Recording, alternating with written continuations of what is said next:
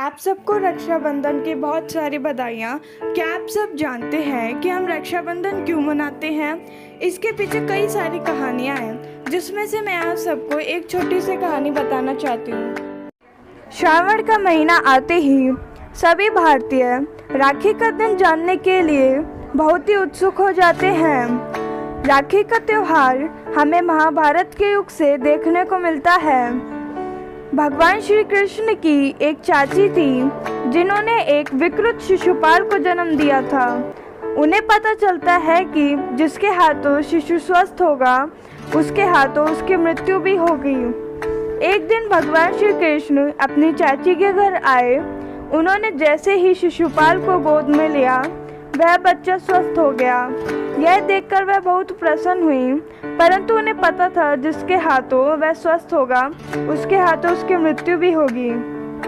वह भगवान श्री कृष्ण से प्रार्थना करने लगी तो वे बोले कि वे उनकी सारी गलतियों को माफ़ कर देंगे, परंतु अगर उसने 100 से अधिक गलतियां की तो उन्हें उसे दंड देना होगा। शिशुपाल बड़ा होकर चेदी नामक राज्य का राजा बन गया और वो बहुत क्रूर राजा भी था। एक दिन उसने भरी सभा में भगवान श्री कृष्ण की निंदा की और उसी दिन उसने 100 गलतियों की सीमा भी पार कर दी। तभी श्री कृष्ण ने अपने सुदर्शन चक्र से शिशुपाल पर उसका प्रयोग किया और शिशुपाल की मृत्यु हो गई। श्री कृष्ण ने जब अपने चक्र को छोड़ा तभी उनकी उंगली में भी चोट लग गई। द्रौपदी ने अपनी साड़ी फाड़कर उनकी उंगली से बांध दिया।